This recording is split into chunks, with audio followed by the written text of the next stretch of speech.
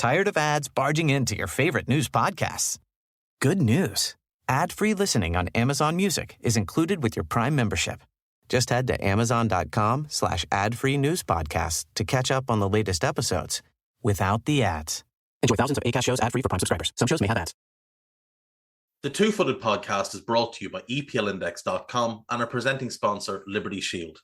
Liberty Shield is a VPN provider. A virtual privacy network allows you to go online, change your location, access things you're geo-blocked from, while keeping your data safe.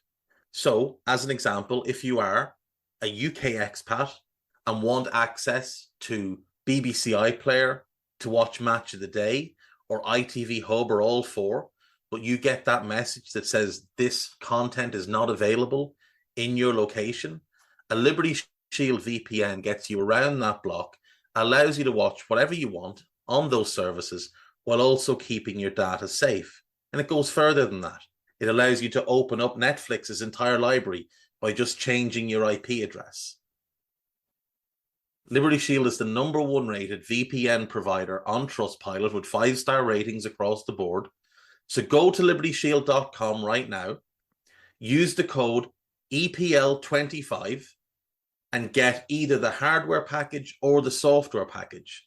The hardware package is a router that you plug into your existing router, and any item you want to change the IP address on, be it your phone or your television, you connect that to the new Liberty Shield router.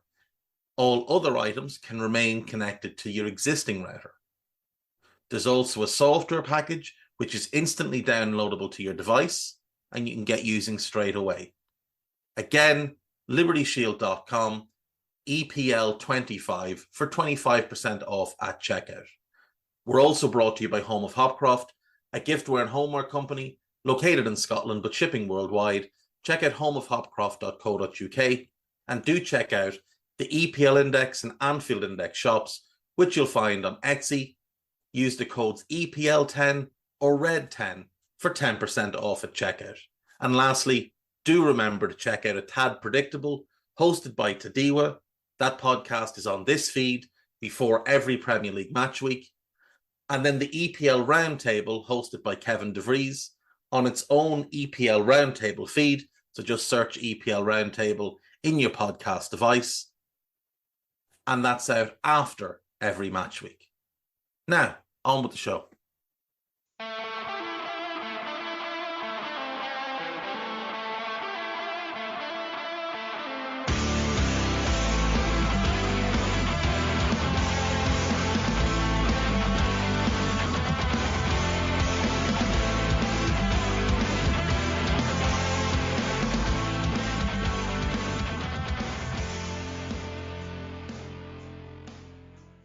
What's good, boys and girls? Two-Footed Podcast. Today is Wednesday. It is the 24th of January. Hope you're all well.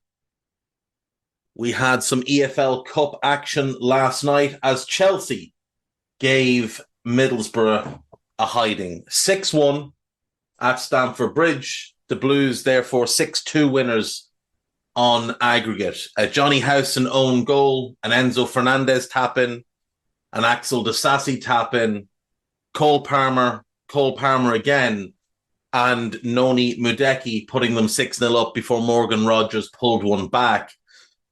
Boro with one of the dumbest game plans I'd ever seen. One of the dumbest ideas I've ever seen is Michael Carrick deciding to go to Stamford Bridge and play like Pep Guardiola's Barcelona with a number of players more suited to Tony Pulis' Stoke. Boro trying to play out from the back cost them 3 goals yesterday. Maybe you could argue 4. And it was just very, very strange because they had the 1-0 lead. They were going there in a position of strength. They didn't need to go and try and match Chelsea as a football team. They needed to go and park the bus and defend and boot it long and have their forward players chase it into the corners. And instead, they just went there and they gifted Chelsea goals. Absolutely gifted them goals. There's not one of those goals that you'd look at and go, that's just a brilliant piece of play. Like, yes, Chelsea played very well. I'm not taking that away from them. But Boro's defending was just so poor, so naive. I was really disappointed with Michael Carrick last night because I have been a big proponent of his. And I do think he's got a good future in the game as a manager. I think of that generation of England players, especially the midfielders, him, Gerrard, Lampard, Scholes, he's definitely the one that I think has the best managerial future. As an aside, when you get time, do go and listen to the latest Stick to Football podcast from Gary Neville's Overlap with Frank Lampard on. He has no idea that he's a terrible football manager. Absolutely none. As far as Frank Lampard is concerned, he's a good football manager. It's the damnedest thing. But Michael Carrick, I think, can be a really good manager. But he needs to learn from games like last night that when you're going away to a superior team where there's a large talent gulf and you do have a lead, you do everything you can to protect that lead. You don't offer it up on a platter the way they did. So Chelsea through, and they will face the winner of Liverpool and Fulham. That game takes place tonight at 8 p.m. Obviously, Liverpool hold a 2-1 lead from the first leg. This one tonight is at Craven Cottage. Injuries for Liverpool, a bit of a concern, but they are getting Andy Robertson back, so that will be a help. Fulham are without a couple of key players because of AFCON, as Liverpool are as well with AFCON and the Asian Cup, but Liverpool are better situated, really, to deal with their absentees than Fulham are. Fulham don't have anyone to step in and replace Alex Iwobi and bring that pace and power and dynamism that he brings to the midfield. So that's a blow for them. They do lose some physicality without Calvin Bassey, even though Issa Diop and Tosin Adarabioyo are both big physical centre-backs. They're not as strong and as brutish as Calvin Bassey. And that's the thing I do like about Bassey is he does have that raw physicality. Tosin's 6'3", 6'4", he's very good in the air, but he's slender. He's not going to boot forward players around the place. Diop is kind of the same. Now, he can sometimes get into the more physical battle, but at times then he'll lose his head and he'll lose focus on what he's doing. Bassey never has focus to begin with. So his whole thing is going out and booting players up in the air, but it's what works for him. And the other thing with those two big centre-backs is if you get nippy forwards in and around them, they can struggle a little bit on the turn. Plus, Tosin is out of contract in 6 months. How committed is he really to the Fulham cause? He's made it pretty clear he wants to leave. He wanted to go in the summer. They extended his contract due to a clause in his contract, not because he wanted to leave, not because he wanted to stay. So he clearly wants out. Diop spent most of last season, remember, sat on the bench. He can't have been too happy about that. He's back in now, but for how long? I mean, I kind of feel like if a manager leaves you sitting on the bench for most of a season, it's a pretty straightforward line of thought that he maybe doesn't rate you all that highly. Now, they could play Tim Ream. Again, he's a bit slower, he's older, but he does have the physicality. It'll be interesting to see what they do. Liverpool, I'd expect to go fairly strong, probably the same team that took on Bournemouth. Potentially then they'll rest players for Norwich at the weekend in the FA Cup and then go strong again for Chelsea and Arsenal in the league. Right, let's go and check in on AFCON. And then we'll check in on the Asian Cup. So we are in the final round of games. And some things are getting decided. So in Group A, Equatorial Guinea hammered the Ivory Coast 4-0 to top Group A. Nigeria beat Guinea-Bissau 1-0. with a Opa Sangante goal to finish second. So Ivory Coast, the hosts, obviously, finishing third with 3 points, potentially putting themselves at risk of not getting through. Because should Namibia get a draw in their game and Zambia get a draw in their game, we would see the Ivory Coast miss out on the knockout phase. And we've already had one shock in terms of a team being eliminated. Now, we'll get to that. In Group B, here we go.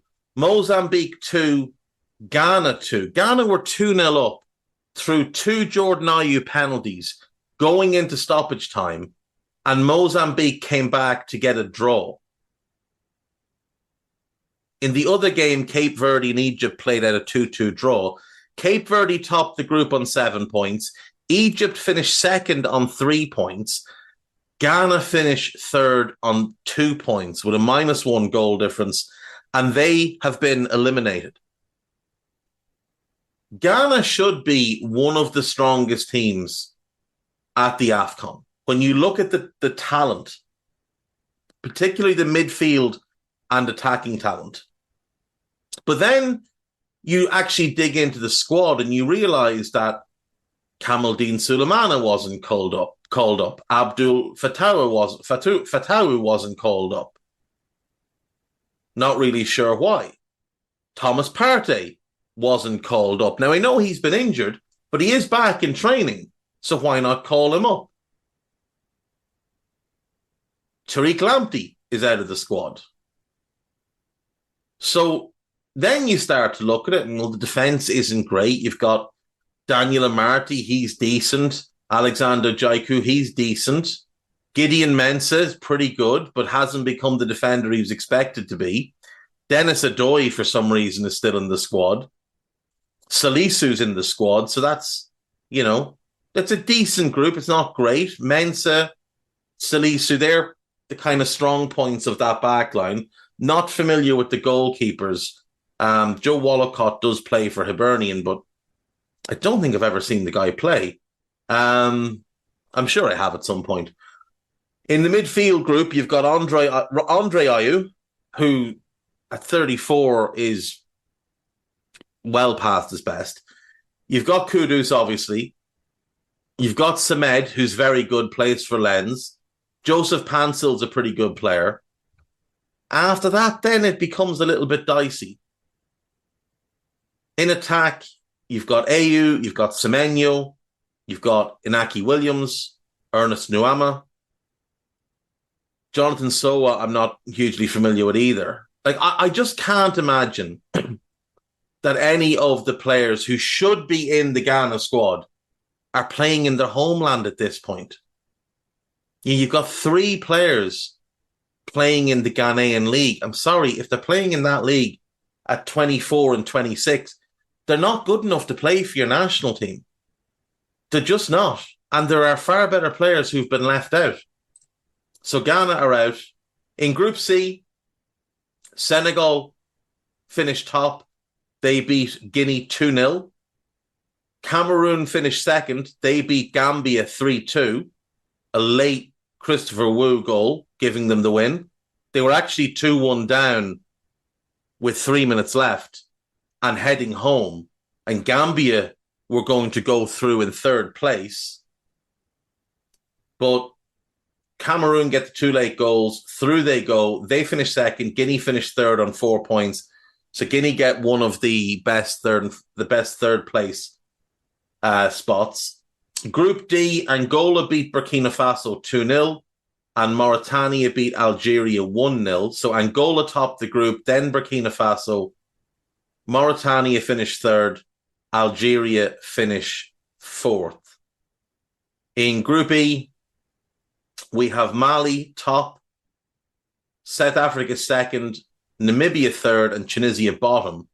Last games being played today. South Africa play Tunisia. Tunisia need the win or they're gone out. And Namibia play Mali. Mali are through. one way or another. In Group F, then, Morocco are top, Democratic Republic of Congo are third, Zambia are fourth, and Tanzania are fifth. So what we have going through, confirmed, Equatorial Guinea and Nigeria, Cape Verde and Egypt, Senegal, Cameroon, Burkina Faso and Angola, Mali and South Africa. Oh, they're not confirmed. Mali and South Africa aren't confirmed. It's just those from Group A through D. And the third place teams, Guinea are guaranteed to be through. Mauritania are guaranteed to be through. But Ivory Coast and Namibia are still at risk, because Zambia can jump them. Now, obviously, Namibia can jump South Africa or jump the Ivory Coast. Ghana are gone, so that's the one group where there will definitely not be a third place team. So Zambia take on the Democratic Republic of Congo. If that game were to end in a draw,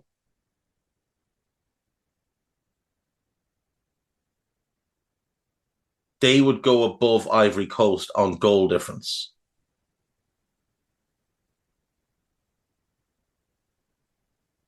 Democratic Republic of Congo also have 2 points, same as Zambia. So both would end with 3, and both would have a 0 goal difference if that game ends in a draw, whereas Ivory Coast goal difference is -3. Namibia take on Mali.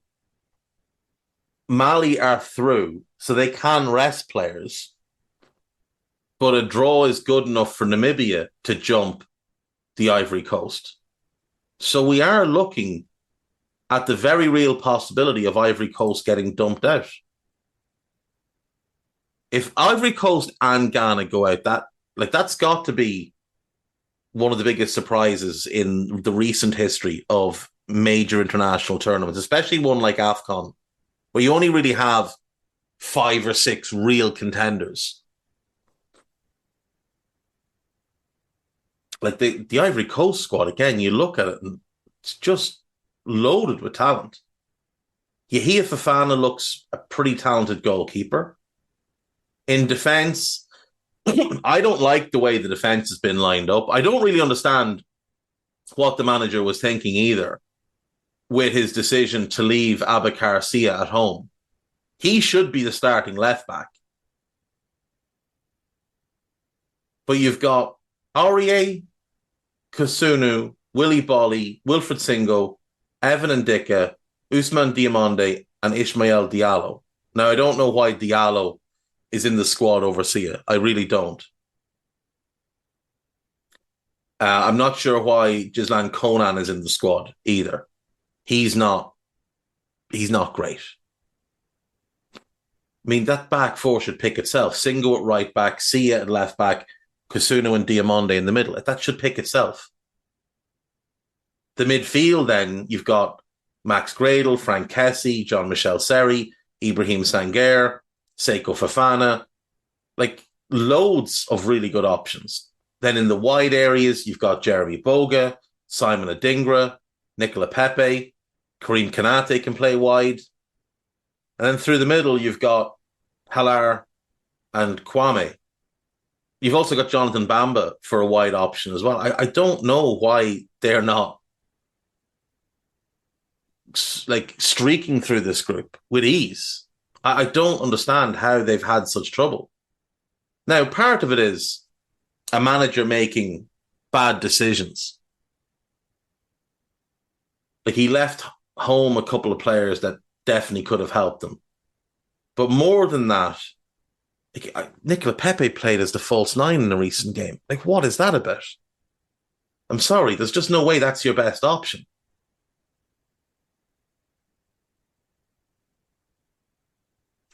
If they go out, it'll be entirely on the manager. Simple as that. On to the Asian Cup, where I believe we are wrapped in the group stage. Group A, Qatar are through. Tajikistan finished second. China and Lebanon are out. Group B, Australia, Uzbekistan, and Syria are all through. India go out. Group C, this is my favourite story in international football. Iran are through, United Arab Emirates are through, and Palestine are through. Palestine drawing with the United Arab Emirates and then beating Hong Kong 3-0 to earn their spot in the knockouts. That is the best story in international football. Group D, Iraq are through, Japan are through, and Indonesia are on the cusp. Vietnam are out. Group E, Jordan are through, South Korea are through, Bahrain on the bubble, Malaysia are out. Oh, we do have one group that play their last games tonight. Group F, Saudi Arabia are through, Thailand are through, Oman play Kyrgyzstan. If either of those teams win, they could potentially find their way through. I'm an idiot. Group E, there's also the final games. South Korea will play Malaysia and Jordan will play Bahrain. Jordan do top the group at the moment, but Bahrain have a chance to still have a chance to get through automatically. But we're in fairly good shape. We know a couple of the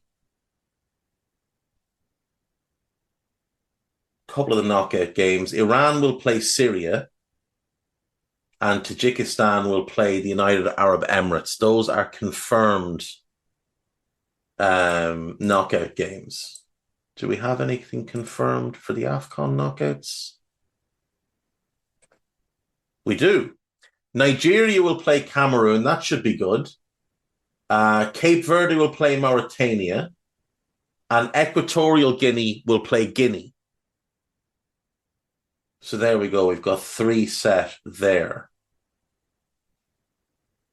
Knockout football is always good. Even in tournaments that you maybe don't have great interest in, knockout football is always good. There's more pressure, more excitement. Referees tend to do madder things.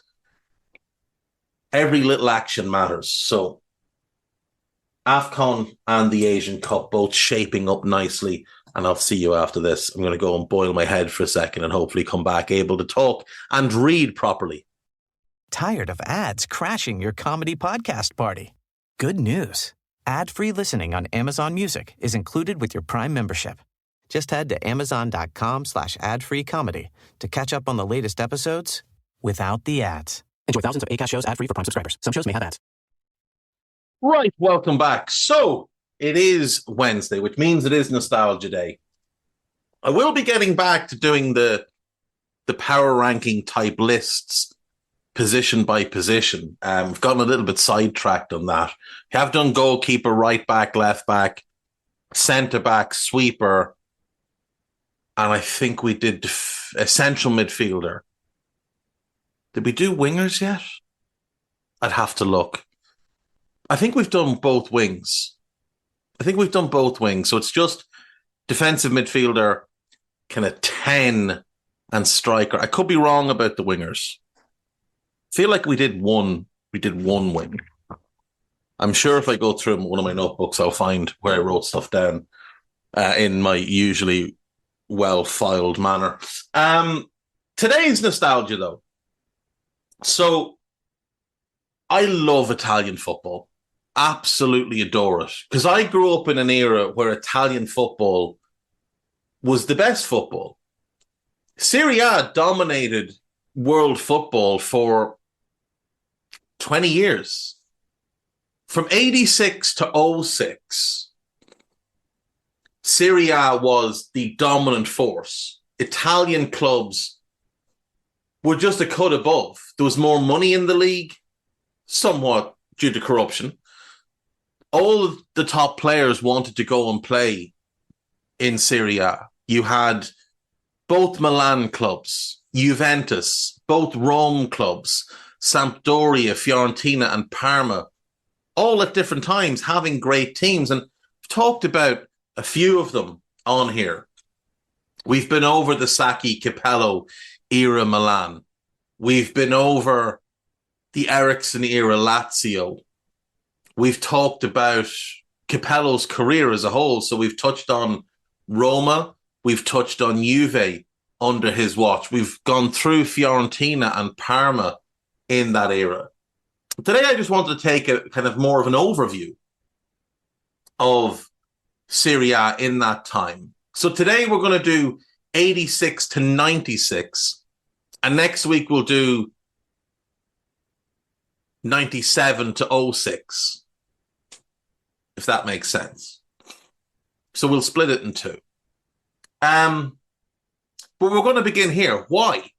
Why did Serie A rise to such prominence? And the simple and unfortunately tragic answer is the Heysel Stadium disaster. Because prior to that, Italian clubs had floundered in Europe. We hadn't seen an Italian club win the European Cup since AC Milan beat Ajax 4-1 in 1969, up until Juventus beat Liverpool at Heysel 1-0 in a game that should never have taken place. English football and German football had been the dominant forces. If you look at what happened after Milan win their European Cup. So first things first, Feyenoord beat Celtic in 1970. Then Ajax run off 3 in a row. That's the golden age of Dutch football. Then Bayern win 3 in a row. Then Liverpool go back to back. Then Forest go back to back. Then Liverpool win again. Then Aston Villa win. So you've got 6 years in a row where the European Cup is won by an English club. We hadn't seen that before. Then Hamburg win, then Liverpool win again. 7 out of 8 years, English clubs won the European Cup. 4 for Liverpool, 2 for Nottingham Forest, and 1 for Aston Villa, with Hamburg as the only club to interrupt the run. They, of course, beat Juventus in that final. We didn't see dominance like that really until the Spanish clubs, Real Madrid and Barcelona, kind of took hold. But even their best run didn't match 6 years in a row. Spanish clubs won the European Cup 5 years in a row, with Real winning 4 of them and Barca winning 1, but never 6 years in a row. That is the single most dominant run any country has had over this competition. Even right back at the start, Real win 5 in a row, but they don't get to 6, and no other Spanish club wins it off the back of them. They win 5, Benfica win 2, AC Milan win their first, Inter Milan win 2 in a row, Real win number 6, then Celtic win, then United win, and then Milan win their second. So at this point in time, we have 4 European Cups won by Italian clubs, 2 by Milan, 2 by Inter. Then in 1985, Juve win their first in the most tragic of circumstances. But then we see the Italian clubs start to have a much bigger influence in this competition, because we weren't even getting Italian clubs regularly in the final.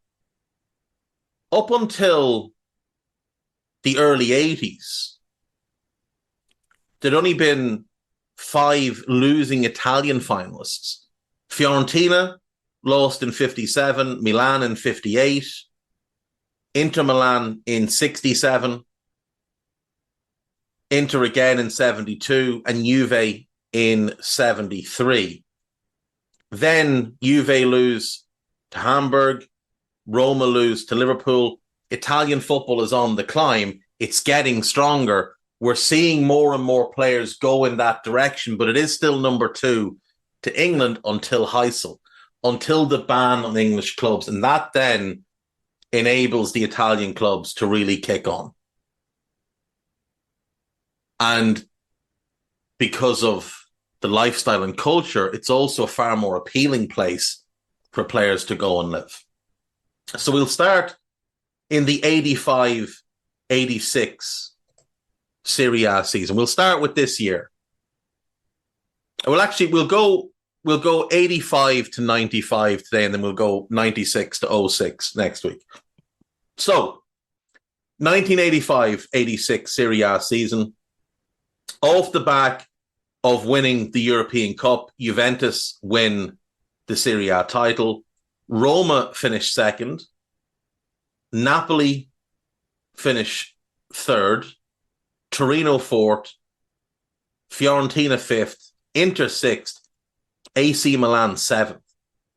Now, these are all clubs, obviously, that would play huge roles in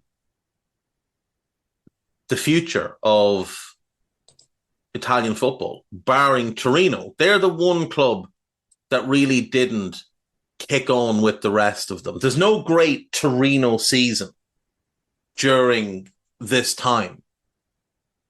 All the other clubs and others that weren't mentioned there, like you look down that table,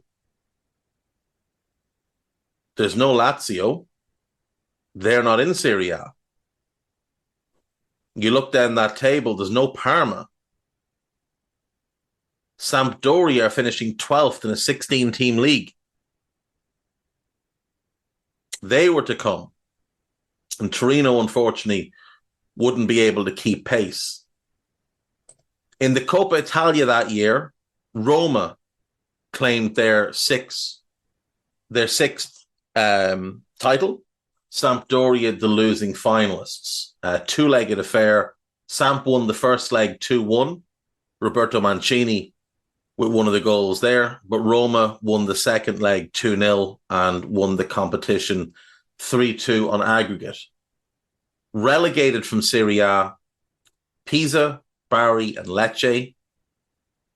And your top scorers, Roberto Pruzzo of Roma with 19, Karl-Heinz Rummenigge with 13 for Inter, Michel Platini with 12 for Juventus, Diego Maradona with 11, Daniel Passarella with 11 for Fiorentina, notable that he was a defender, and Aldo Serena with 11 for Juve.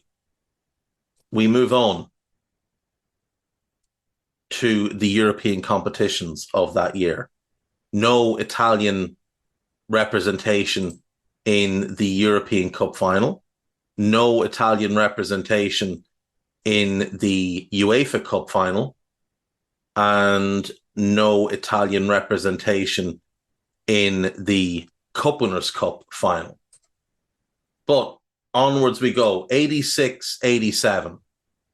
This is a historic season, primarily because this is the season Diego Maradona decides to, having just won the World Cup, decides to remind everybody that he is the best player on the planet and he is the one coming for Pele's crown as the best player ever. Napoli win the league title. Not only that, they win the Coppa Italia as well. In the Coppa Italia, they beat Atalanta in the final. 3-0 win at home, 1-0 win away. There's no comparison. They are the top dog in Italian football. They win the league. Juve are second, Inter third, Hellas Verona fourth, Milan fifth, Sampdoria sixth, Roma seventh, Fiorentina finished 10th, Torino are 11th, and dropping out of the division, Brescia, Atalanta, and Udinese. In the European Cup, we have no Italian representation in the final. The same is true of the UEFA Cup, in which Dundee United got to the final. And the same is true in the Cup Winners' Cup. But it's coming. Don't you worry. The Italian dominance is coming. We move on. 87-88. The dawn of the great Milan team under Arrigo Sacchi. They win the Serie A title. That's, for my money, the best team ever assembled. Back to front, side to side. It was simply sensational. Milan win the title. Napoli finished second. Roma third. Sampdoria fourth. Inter fifth. Juve sixth. Then Torino and Fiorentina seventh and eighth. Avellino and Empoli are relegated to Serie B. In the Coppa Italia final, Sampdoria beat Torino 3-2 on aggregate, 2-0 home win. They lose 2-1 away, but they win 3-2 on aggregate. Notable about that 3-2 away game, 2-1 away defeat, they go into the game 2-0 up, and they score 2 own goals. Torino didn't score in either game. Sampdoria scored all 5 goals. They just happened to put 2 of them into their own net and needed extra time and a late goal from Fausto Salzano to give them the cup. 87-88, nothing in the European Cup, nothing in the UEFA Cup, nothing in the Cup Winners' Cup, and on we go to the 88-89 season, where Inter Milan win the Serie A title. Napoli finished second. Milan are third because their focus was elsewhere. Juventus fourth, Sampdoria fifth, Atalanta and Fiorentina in sixth and seventh. Notable, all 7 of those clubs qualified for Europe. It was not just a recent thing where there's 6 and 7 clubs from one country getting into Europe. This was happening back then as well. Not every season, but back then it was happening. The league has now expanded to 18 teams. But Torino, Pescara, Pisa, and Como are all relegated in 1989. In the Coppa Italia, Sampdoria win again. They beat Napoli 4-1 on aggregate, lost the first leg 1-0, came back and won the second leg 4-0 and eased their way into Europe the following season. In the European Cup that season, Milan beat Steaua Bucharest 4-0 in the European Cup final. One of the greatest performances you'll ever see in a European Cup final. Ruud Gullit with 2 goals, Marco van Basten with 2 goals.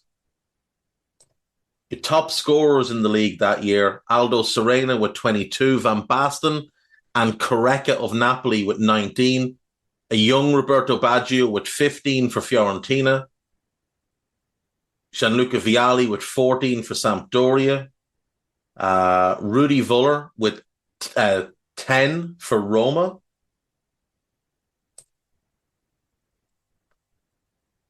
UEFA Cup that same year, Napoli beat Stuttgart 5-4 on aggregate. It took me a second to do a bit of quick maths there. 5-4 on aggregate. They win the first leg at home 2-1, having gone 1-0 down. Then they go to Germany. They go 1-0 up. They get pulled back. Then they go 3-1 up and get pulled back to 3-3. But they manage to hold out and they win their first European trophy. An incredible achievement by what had been, in many ways, an afterthought prior to Diego Maradona. And in the Cup Winners' Cup, they almost go 3-3. Sampdoria get to the final, but they lose to Barcelona 2-0. Goals on the night from Salinas and Lopez give Johan Cruyff Barcelona their first taste of European silverware. Gary Lineker, a notable player in that Barcelona team, Andoni Zubizarreta, Luis Milla, Guillermo Amor, Julio Salinas, who I always liked, and Manchester City's current director of football, Chiki Bergerstein, also in that team.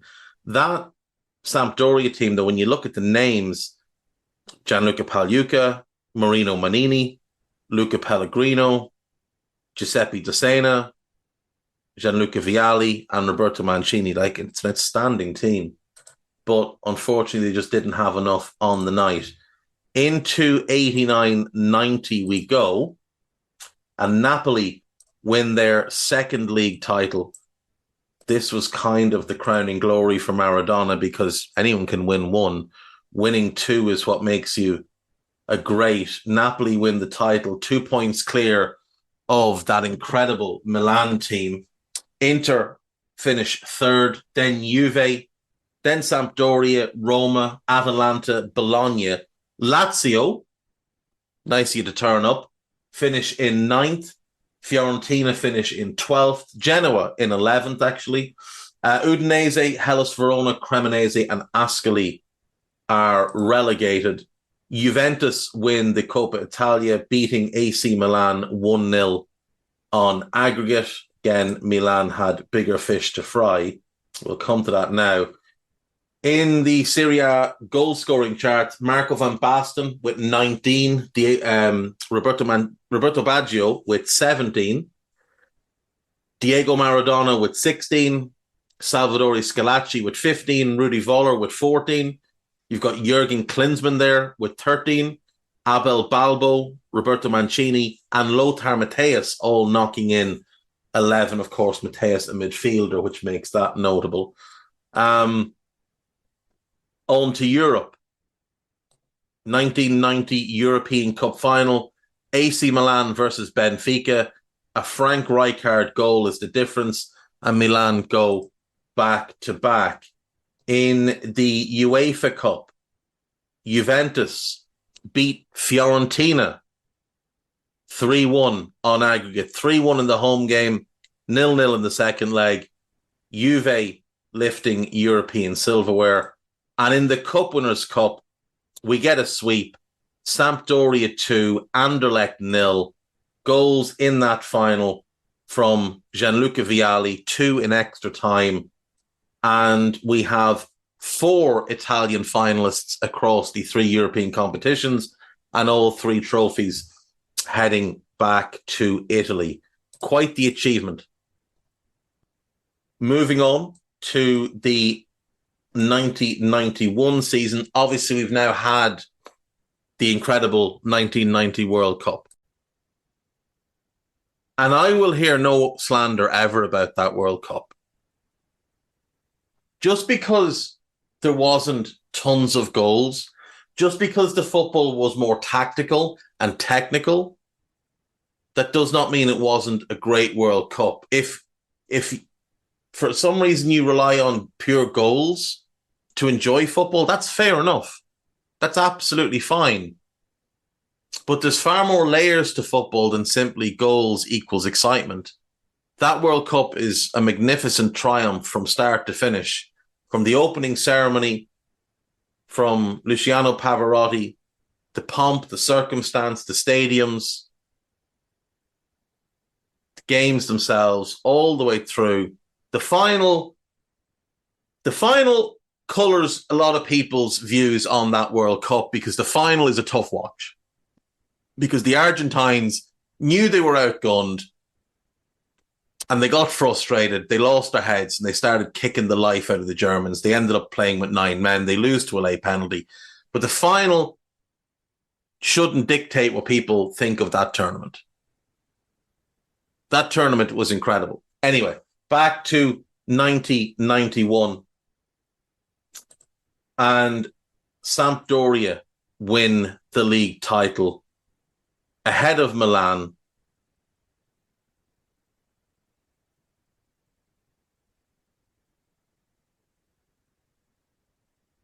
Milan were banned from playing in Europe the following season because of an incident in a game against Marseille. So even though they finished second, they would not compete in Europe in the 91-92 season, which remains a bit of a scandal, to be honest. Inter finished third, Genoa fourth, Torino back into the division, they're fifth, Parma sixth, Juve seventh, Napoli eighth, Roma ninth, Atalanta 10th, Lazio 11th, Fiorentina 12th. Going down, we've got Lecce, Pisa, Cesena, and Bologna. Top scorers, Vialli with 19, Mateus with 16, Thomas Scuravi, who's one of the reasons that I decided that Genoa would be the team for me. He got 15, as did Carlos Aguilera, his strike partner in that Genoa team. Baggio, who'd moved to Juve at this point, he got 14. Jurgen Klinsmann got 14 for Inter. Inter had tried to copy the three Dutch policy at Milan with their three Germans, and they'd gotten Klinsmann, Lothar Matthäus, and Andy Brehme. All great players, obviously. The issue was, so the three Dutch were Van Basten. Well, Klinsmann's a fairly good appropriation. Rijkaard, Matthäus is a pretty good appropriation. They're two of the greatest midfielders to ever play the game. But then, even though Brehme was great, he was a left back. It's not the same as having Ruud Gullit. So the three German policy, I mean, it worked to an extent. It could have worked better had the third one been a more impactful player than a left back. 91 Coppa Italia. Roma take home the trophy. They beat Sampdoria, who'd been going for three in a row, 4-2 on aggregate. Pellegrini, Berthold, and Voller with the goals in the first leg, Voller with the goal in the second leg. Aldair scored an own goal. That was actually a really good Roma team back around the time. In Europe, this is the year that Red Star Belgrade win the European Cup on penalties, beating AC Milan. In the UEFA Cup, though, the Italians continued to go strong.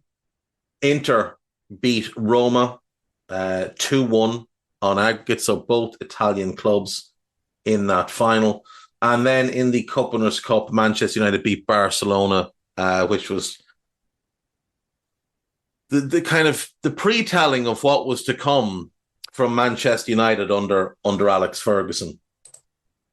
91-92, AC Milan reclaim their throne at the top of Serie A. They finished 8 points clear of Juve, only 2 points for a win back then, so 8 points was massive. They go unbeaten. They only concede 21 goals in the season. Behind Juve is Torino, probably their best season, finishing third. Then Napoli, then Roma, then Sampdoria, Parma. Inter finishing down in eighth. Foggia, Lazio, Atalanta, Fiorentina, Genoa in 14th. Bari, Hellas Verona, Cremonese, and Ascoli all relegated. 4 up, 4 down in an 18-team league is tough, but it meant that the league was super competitive. In the Cup Winners' Cup, we have Juve against Parma. Juve win the first leg 1-0 through Roberto Baggio penalty. But in the second leg, Parma win 2-0 and Parma win the cup. In the European Cup that year, Barcelona beat Sampdoria. That's a replay of that Cup Winners' Cup final from a couple of years previously. But again, we have an Italian club in a European final. In the UEFA Cup, again, we're represented by an Italian club. Ajax beat Torino 2-2 on aggregate. I said there was no great Torino season. This is probably it. They finish third in the league. They get to the UEFA Cup final. For me, it's not a great season. You didn't win anything. But by the standards that they had at this time, yeah, sure, maybe. In the Cup Winners' Cup, Werder Bremen beat Monaco 2-0. Moving on, 92-93. Milan, back-to-back Serie A titles under Fabio Capello, obviously. Ahead of Inter, Parma, Juve, Lazio, Cagliari, Atalanta, Torino, Roma, Napoli finishing in 11th, which obviously not great. Genoa in 13th. Brescia, Fiorentina, Ancona, and Pescara all relegated. In the Coppa Italia, Torino win the Coppa Italia. They beat Roma 5-5 on aggregate. Torino win on away goals. Torino won the first leg 3-0 and then got absolutely hammered in Rome, but managed to take home the trophy. In the European Cup actually top scorers that year in the league, Beppe Signori with 26 goals for Lazio. Baggio and Abel Balbo both got 21. Ruben Sosa got 20. Batistuta and Daniel Fonseca both got 16. Roberto Mancini got 15. Jean-Pierre Papin scored 13 for Milan, as did Marco van Basten. This, if I'm not mistaken, is the last season of Marco van Basten's career because he hurts his ankle. European Cup, Marseille beat Milan in the final. In the UEFA Cup final, Juve beat Borussia Dortmund. And in the Cup Winners' Cup final, Parma beat Antwerp. So again, Italian clubs in all of the finals. I still, to this day, no idea how Milan lost that game to Marseille. I still don't. I've watched that final 8-9 times over the years. I still don't have any earthly idea how Juve or how Milan didn't win that game. Like, it wasn't just that they were the better team. The gulf in class was enormous. Absolutely enormous. So there we go. We've had the golden age of the modern golden age of Torino. Obviously, they had great success many decades ago. But yeah, we get a third place finish, a UEFA Cup final defeat, and then they won the Coppa Italia while finishing. Where did they finish? 9th in the league. 93-94 then. Milan once again winning the title. They only conceded 15 goals in the league. They only scored 36 goals in the league because they didn't need to score any more than that. They just won games 1-0.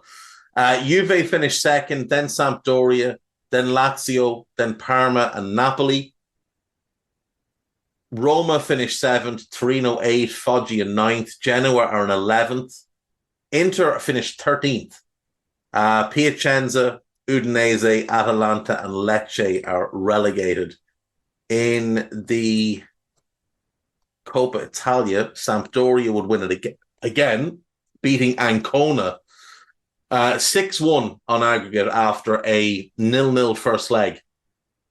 They just spanked the life out of them in the second leg. In the 93-94 European Cup final, Milan demolished Johan Cruyff's dream team. Went into the game as underdogs, missing key players, and just battered them. Absolutely destroyed them. Marcel Desailly puts on one of the great...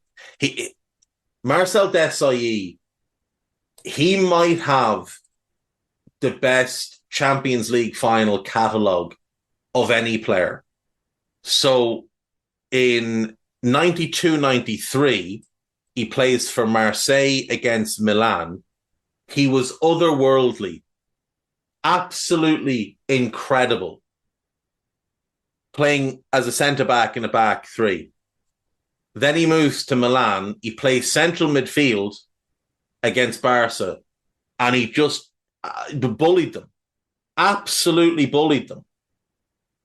I would imagine that Pep Guardiola, Guillermo Amor, and Jose Maria Baquero had nightmares about Desailly for months afterwards. Go and watch that final. It's on YouTube. It is a destruction by him of everything they were trying to do. Inter Milan win the UEFA Cup that year, beating Austria Salzburg, now known as Red Bull Salzburg, 2-0 in the final. Both games ended 1-1. Both games ended 1-0. And then last but not least, we have the Cup Winners' Cup final, which we almost got another Italian clean sweep.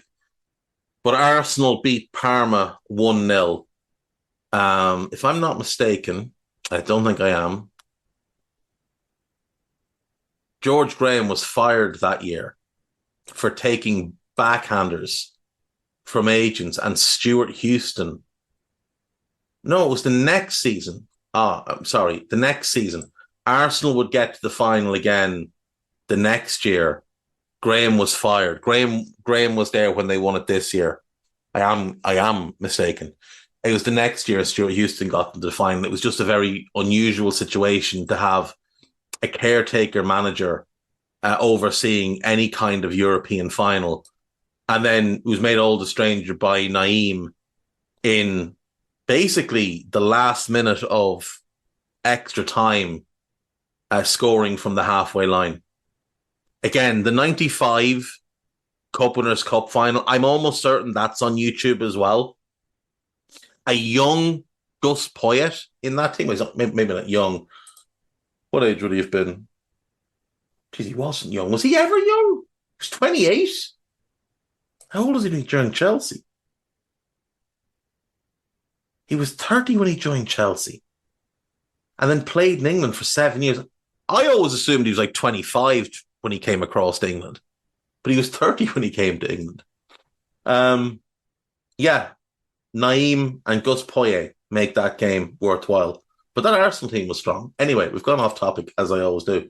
Back to 93-94, it is Arsenal beating Parma 1-0. The only goal of the game scored by Alan Smith.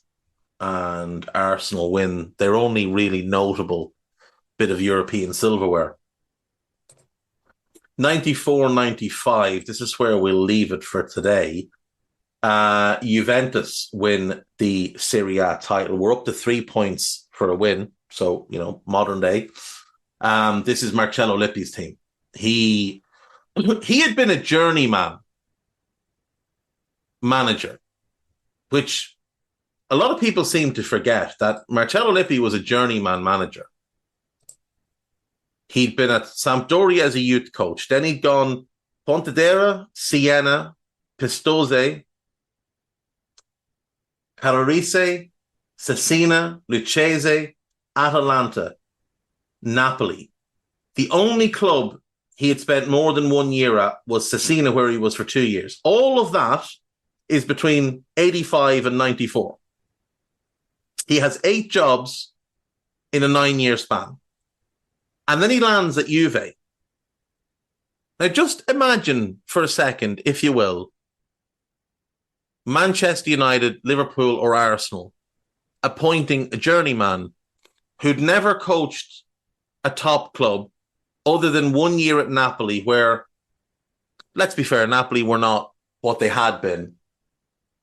Things were a bit chaotic. The whole Maradona fallout was still kind of ramping through the club. The financial turmoil that they were in because of the overspending to be competitive while they had Maradona. It just seemed like a really strange appointment for Juve. And still to this day, seems like a strange appointment. But then you remember it's Italian football and strange things happen all the time. But from there, Lippi's entire career just changes. He's 5 great years at Juve, goes to Inter, doesn't do very well, goes back to Juve, does well there again. Then he takes over the Italian job and wins the World Cup. But his career could have been so different if he never gets that Juve job. Anyway, they win the league title that year. Lazio second, Parma third.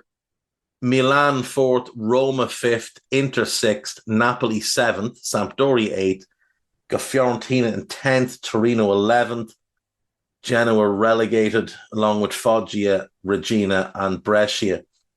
Just some of the names of managers here. Oscar Tabarez, obviously best known for his time in charge of the Uruguayan national team, but he's there managing in Serie A at Cagliari. You've got Claudio Ranieri at Fiorentina. You've got Zdenek Zeman managing Lazio, playing some of the most outrageous attacking football anywhere in Europe. You've got Fabio Capello still at Milan, Nevio Scala at Parma. You've got the great Sven-Goran Eriksson at Sampdoria, and obviously Marcello Lippi. Like, these are world-class managers. Ranieri, not so much, but Tabarez, world-class manager. Lippi, world-class. Zeman, I would say, maybe not world-class, but he was like the Bielsa of his day. Vujotin Boskov, who was manager of Napoli that season, he was a great manager. He was genuinely a great manager. He'd won the Serie A title with Sampdoria. He'd won 2 Coppa Italias there, got them to a European Cup final. He'd also, prior to that, won La Liga and the Copa del Rey with Real Madrid in a double. He'd also lost a European Cup final there. Like, he was a great manager. So he's there as well, flying under the radar. This is Italian football was the Mecca at this point. Everybody wanted to be there, players, managers, whoever. In the Coppa Italia that year, Juve would complete the double, beating Parma in the final. 1-0 home win, 2-0 away win, comfortable 3-0 win on aggregate. In the European Cup final, Ajax beat Milan 1-0. So again, you've got an Italian club in that final. In the UEFA Cup, Parma beat Juve 2-1 on aggregate. Juve came very close to the treble. That is 6 out of 7 years that Italian clubs have now won the UEFA Cup. In all 7 years, there's been at least one Italian club in the final. And in 3 years, in 7, both teams in the final have been Italian. That's incredible. In the Cup Winners' Cup that year, like I said earlier, Saragossa beat Arsenal. But let's look at that run then. So 85 to 95 is what we've basically done. In the Cup Winners' Cup, we have 2 Italian winners and 2 Italian losers. It's pretty good. It's better than they'd been doing prior to this run. In fact, prior to this run, Juve had won it in 84. Milan had been beaten finalists in 74. Milan had won it in 73. Milan had won it as well in 68. And Fiorentina had won it in 61 and then lost the final in 62. So in 23 years, that's what we had. 1, 2, 3 victories, 4 victories, and 1, 2, 2 losing finalists. Yeah, 4 victories and 2 losing finalists. In 10 years, we get 2 victories and 2 losing finalists. So things definitely on the up. UEFA Cup is where they really did dominate. Like I said, you get 6 wins in 7 years and 4 losing finalists.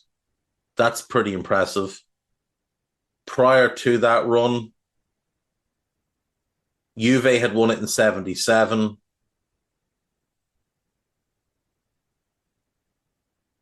no other Italian club had ever been to the final.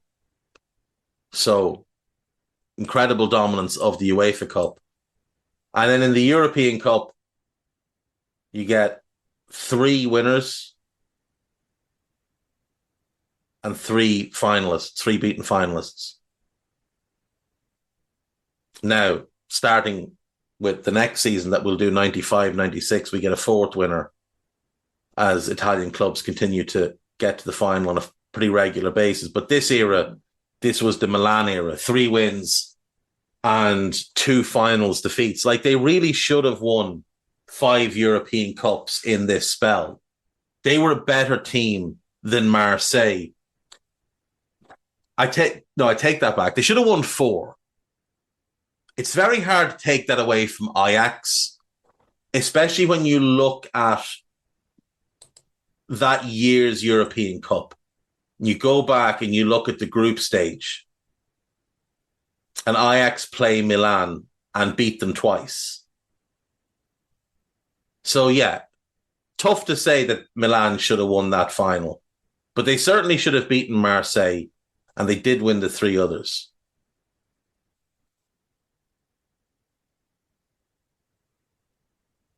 You've got the league titles spread out with Juve winning, Milan winning a bunch, obviously. Inter win 1, Sampdoria win 1. It's not just one team being dominant. The Coppa Italia, obviously, a wide range of winners in the Coppa Italia, which at that point was probably a little bit more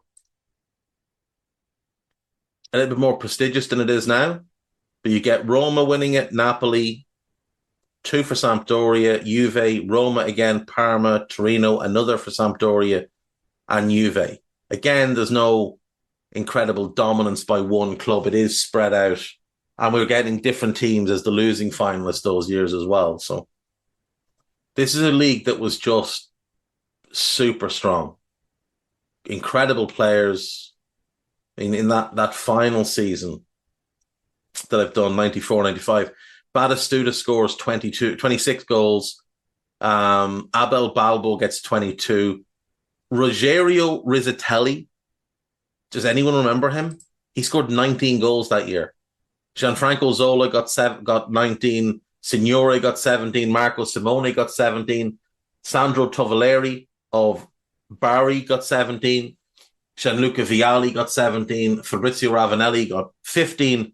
And Enrico Chiesa got 14. Most years you look at the top goal scorers and it's all, it's the same names most years.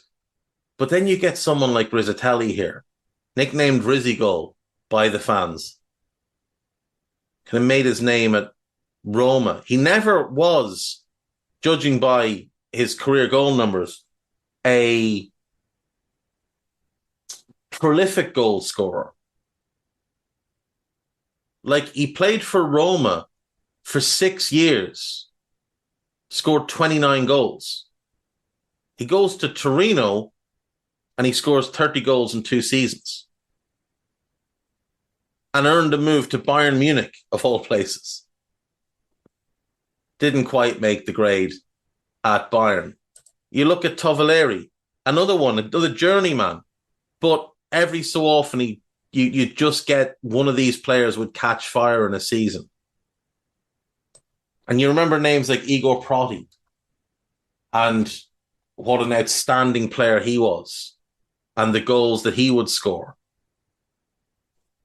And I'm sure as we go on through the 90s tomorrow, there'll be more and more names that pop up where you go, oh yeah, do you remember him? Like, a name that's just popped into my head is Dario Hubner. Another one that just had a couple of seasons where it all clicked for him in the top flight, playing for a lesser team, but he would just score goals. Him and Proti are the two that generally stand out to me in that regard. Like, you look at their careers, and with Proti, he plays for Rimini, Livorno, a name I can't say, Messina, Bari, 1 season with Lazio, 1 season with Napoli, Reggiana, and Livorno. Scores for fun with Livorno, scores pretty regularly with Bari, pretty regularly with Messina. Just couldn't do it at the top clubs. Hubner never got the move to a big club, which I always found a little bit strange. He was a little bit of a late bloomer, but, scored for fun with Cesena, scored for fun with Brescia, scored for fun with Piacenza. Just never got that move to a big club.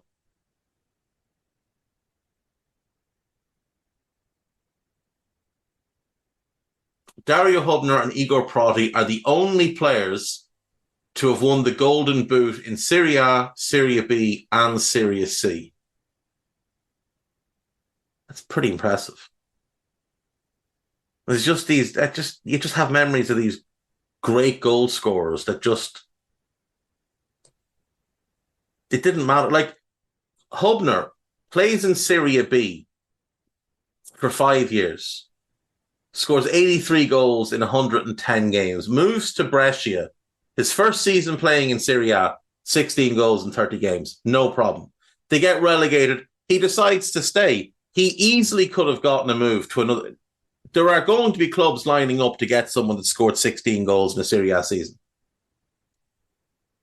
But he stays at Brescia for 2 seasons in Serie B, scores 21 goals in both years, comes back up and gets 17.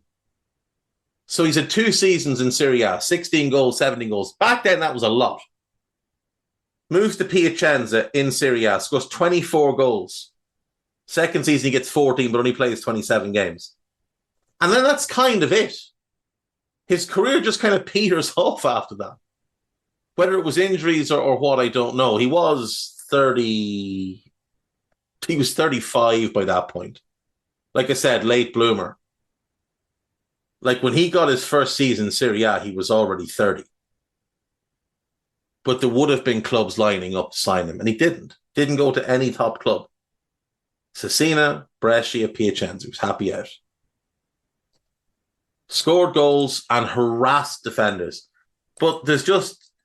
It's not just the star names from this era in Serie A. It's not just your... Signores and Batistutas and Baggios and whoever. It's guys like Igor Prati. It's guys like Dario Hubner that really were the fabric of the league. And every so often a Premier League club would make the mistake of buying one of them and bringing them out of that Serie A bubble, and it just wouldn't work. But Christ, they were good in their own league. We'll go to break. We'll come back. We'll do the gossip. We'll be done. See you in a sec. Right. Welcome back. So let's do the news. Leicester City footballer Hamza Chowdhury has been charged with drink driving. He was pulled over at 1:45 a.m. last Friday morning and refused to provide a specimen of breath. He has since been charged with driving while under the influence of alcohol and being over the limit. Not good, Hamza, not good at all. Roy Keane has said that the Ireland manager's job would appeal to him. I'm just going to say no, Roy. Just stick to what you're doing. Thanks. EFL confirms that the 2-legged semi-finals will stay in the EFL Cup for at least next year. And I hope that stays the same. I really do hope that stays the same. I do not want the EFL to lose the 2-legged semi-finals. Anthony Martial is set to be out for up to 10 weeks with a groin injury. He has had successful groin surgery. Hasn't played since December the 9th. He is expected to be out now until April, and obviously his contract expires in the summer. What an unmitigated disaster that transfer has been for Manchester United. We have some sackings. Ivory Coast have sacked their manager, Jean-Louis Gasset, after their 4-0 defeat by Equatorial Guinea. It was the heaviest home defeat in Ivory Coast history, and they are the first host to lose 2 group games since they did it themselves in 1984. The Elephants still carry faint hopes of progressing to the last 16 as one of the third-place teams. But yeah, it doesn't look good for them. It doesn't look good at all. Ghana have also made a managerial change. They've sacked Chris Hughton. He hasn't done very well there. He really hasn't done very well there. They've done a lot to get him to take that job. He first joined as a technical advisor after he was fired by Nottingham Forest. And then he stepped into the manager's role after the World Cup. But obviously he has not done well, and he has now been dismissed from his job. What else do we have here? Abdoulaye Sime of, Brighton, but playing for Rangers on loan, and Senegal. He's out long term after suffering a thigh injury. He's been in great form this season for Rangers, so that's going to be a massive, massive blow for them. I'll try not to feel too sorry for them. Would imagine Algeria will probably make a change as well, having been dumped out in the groups. They were one of the favourites to win the competition. It's the second time in a row they've gone out in the group stage. So I wouldn't be surprised if we hear that they've made a managerial change.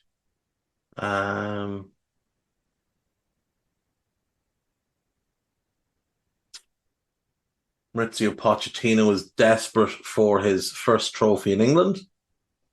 There's a documentary about Pep Guardiola called Chasing the Money. Chasing Perfection is what it's called. But, we all know what the reality of the situation is. Let's just do the gossip. Al Nassr are lining up an audacious bid for Casemiro and Aaron Wan-Bissaka. I just don't see Wan-Bissaka going to Saudi at 26 years of age. Al Nassr have already had a £20 million bid turned down by Tottenham for Emerson Royal and view Wan-Bissaka as a viable alternative. Victor Osimhen has hinted he will leave, and he's ready to leave Napoli this summer with Chelsea, Manchester United and Real Madrid. I think Real is the perfect move. And I think he makes more sense for Real than either Haaland or Mbappe. I genuinely do. I think he's perfect to go into that team. If they were to line up in a 4-2-3-1 with Osimhen up front, Bellingham behind, Valverde on the right, Vinicius on the left, Tchouaméni and Camavinga as a double pivot, there's not a team that touches that. Not a team around that touches it. That is phenomenal.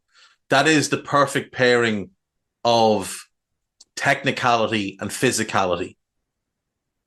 They would need additions at the back, no question.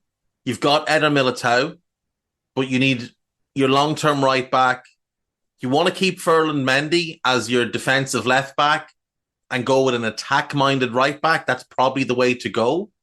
So maybe you could get Hakimi if PSG were ready to move off him.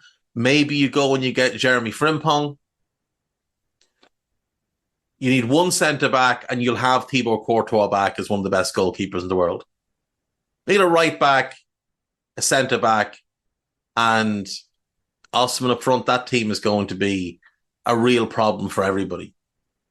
Manchester United's on loan forward Mason Greenwood is edging closer to a summer switch to Barcelona after starring for Getafe.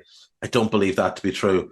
Nottingham Forest are in talks with Borussia Dortmund over a loan deal for Giovanni Reina. That will be boom or bust. He'll either be brilliant for them or he'll be a disaster. There's no in-between with Gio Reyna. Carlos Borja is the young winger who was at City, went to Ajax. I think he's also going to Forest on loan. in this window. Roy Hodgson has been warned he could be sacked if results do not improve after holding talks with Steve Parish. It is time to sack him, let's be fair. Jose Mourinho has rejected an offer from Saudi Pro League club Al Shabab to become their new manager. Napoli have agreed a loan deal with Aston Villa, which includes a non-mandatory option to buy worth €9 million for Leander Dendoncker. Nothing to get too excited about there. Newcastle are considering hijacking Tottenham's proposed move for Antonio Nusa. He is seen as a direct replacement for Miguel Almiron. By who? He plays on the other wing. That just seems like it's Football Insider making up spoofing. Which of our favourite spoofers is it, Wayne Vesey or Pete? I'm betting Pete. It is Pete. It's Pete O'Rourke, assistant lead spoofer at footballinsider.com. Chelsea have registered their interest in signing Karim Benzema. What do? Send them a note, an email, a fax? Meanwhile, Trevoh Chalobah is a key target for Fulham. Nottingham Forest are also planning a loan for Chalobah, who's recovering from a long-term hamstring injury. Trevoh Chalobah is really good, and someone should definitely make a move. Arnaut Danjuma is a target for Lyon, with Villarreal growing frustrated about his lack of playing time at Everton. Yeah, but Everton would have to give in to letting him go, and I don't think they're going to do that. Manchester United are interested in Eric Maxime, Choupo-Moting, and Marcus Edwards. They're two very different players. The Old Trafford club also lead the race for Joshua Zirkzee. Newcastle are set to sign Alfie Harrison, an 18-year-old English midfielder from Manchester City's academy, meant to be very talented. Sheffield United may make a move for Joe Worrell and also have registered an interest in Mason Holgate. Mason Holgate's at Southampton and there's no callback option, so we'll have to wait and see. The Blades are also close to completing a £2 million deal for Ivo Grbic, the Croatian goalkeeper at Atletico Madrid. Now, he's been in Atleti for quite a while. He's been there since 2000, so only 4 years. He's had the one loan at Lille. He is quite highly regarded. He's a giant of a human being as well.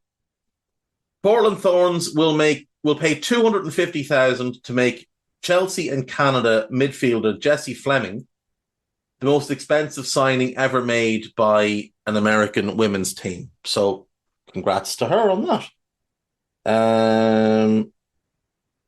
Let's just see if there's anything new from David Ornstein. Manchester United staff told today that the Glazers and Ineos have reflected on previous arrangements of football operations, and the scope of Ineos's influence will in fact be broader, meaning alignment will be sought on other key business matters. Okay.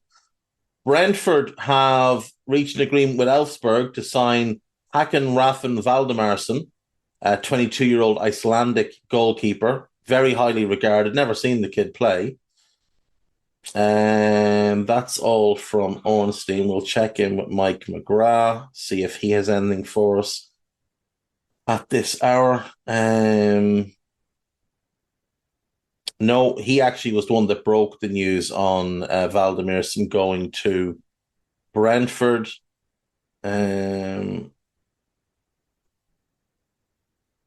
Apparently now, Carlos Borges, who goes by the name Carlos Forbes, apparently now, is also on the radar of Burnley. Burnley have a lot of wingers. They don't really have any need for another one. Can we take a moment and appreciate how pathetic Cristiano Ronaldo comes across, where he tries to claim like he's still the best player in the world because he scored the most goals in the year playing against plumbers and school teachers while winning nothing?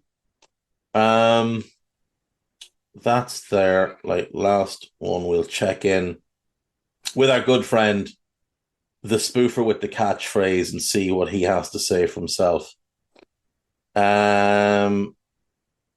Ben Godfrey potentially going to Genoa?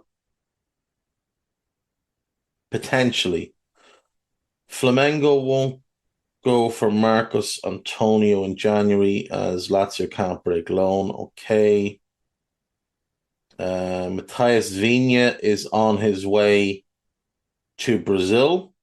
The Uruguayan left back. He is going to play for Flamengo. Permanent deal.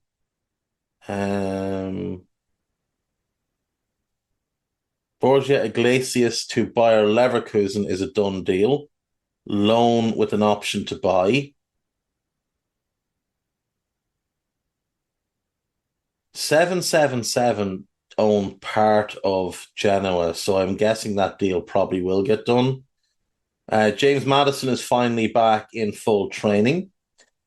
Stefano Sensi is on his way to Leicester by the looks of things. It looks like it will be a permanent deal as well. Leandro Dendoncker, that's done. Atletico Madrid are signing Moise Kean on loan from Juve. Santiago Castro's going to Bologna. Granada are closing in on Facundo Palestri on loan. Emmanuel Dennis is gone to Watford on loan. Obviously was there before, did very well. Javi Gallen joins Real Sociedad on loan till the end of the season. No option to buy included, though, which is strange. Eintracht Frankfurt have signed John Matteo Beheyo from Angers, 8 million plus add-ons. Islam Slimani, I didn't realize he was playing in Coritiba. Interesting. I had no idea that he was playing there. Kieran Trippier deal currently off. Well, there isn't really a Kieran Trippier deal, is there? They're just kind of negotiations. There's no deal until there's an agreement. Olympiacos are closing in on the signing of Nelson Abbey from Reading. Now, he's obviously owned by Nottingham. That Olympiacos obviously owned by the same people that are owned by Nottingham Forest. So you'd imagine he probably ends up at Forest. Very, very talented young English under-20 defender. Atletico Madrid have completed the signing of Romanian goalkeeper Horatio Moldovan. So Ivo Gerbic leaves, he comes in. Arthur Vermeeren also on his way to Atleti, who are busy in this transfer window. West Ham and Nordsjælland are now close to reaching an agreement for Ibrahim Osman. He's the next up from the Right to Dream group. I talked about him a few weeks ago as the next one to keep an eye on, and it looks like he's on his way to West Ham. Ghanaian player, very, very talented, exciting winger. Martin Zubimendi, Douglas Luiz, and Amadou Onana. Apparently Arsenal are looking at them for the summer. Onana makes no sense. Zubimendi's the only one that actually makes sense for them. Atletico Madrid preparing formal documents for Arthur Vermeeren. That is basically our lot for today, folks. So I will see you all tomorrow. Take care of yourselves. Bye-bye.